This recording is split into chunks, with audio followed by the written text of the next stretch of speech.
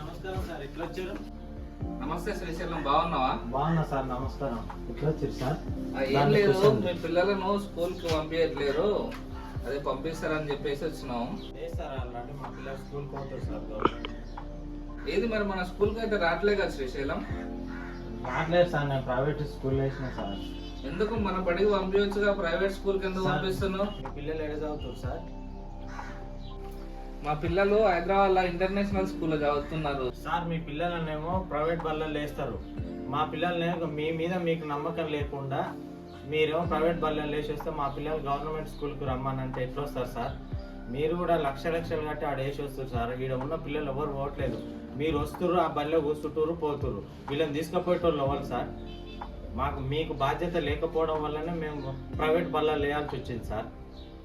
అట్లాంటి ఇట్లా శ్రీశైలం పంపించాలి కదా పిల్లలను స్కూల్ కి అయితే.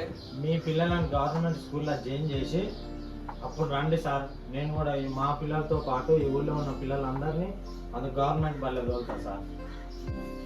వాళ్ళు కూడా మాట్లాడేది కరెక్టే కదా సార్. వీళ్ళేమో తోలారంట కానీ మా పిల్లల్నేమో గవర్నమెంట్ స్కూళ్ళకి తోలాలంట.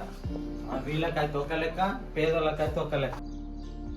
ప్రభుత్వ ఉపాధ్యాయులకు మాది ఒకటే విజ్ఞప్తి, ముందుగా మీ పిల్లలను ప్రభుత్వ స్కూల్లో జాయిన్ చేసి తర్వాత మీరు గ్రామాల్లో బడిబాడ కార్యక్రమం ద్వారా ఎవరైతే తల్లిదండ్రులు ఉంటారో వాళ్ళని అడిగితే వాళ్ళు కూడా పంపిస్తారు. మీ పిల్లల్ని మాత్రం ఇంటర్నేషనల్ స్కూల్లో జాయిన్ చేసి వాళ్ళ పిల్లల్ని మాత్రం ఇక్కడ మీరు గవర్నమెంట్ బళ్ళు పంపించమంటే మాత్రం ఎవరు పంపించట్లేరు. డైరెక్ట్ అడుగుతున్నారు వాళ్ళు కూడా, మీ పిల్లలు ఎక్కడ చదువుతున్నారని. ఇది వాస్తవంగా జరుగుతుంది పల్లెల్లో. కాబట్టి ముందుగా మీరు మారండి, తర్వాత తల్లిదండ్రులు ఆటోమేటిక్గా వాళ్ళు కూడా మారుతారు. చిల్ విత్ ఎస్ఎంబి లైక్ చేయండి, కామెంట్ చేయండి, షేర్ చేయండి, అలాగే సబ్స్క్రైబ్ చేయండి.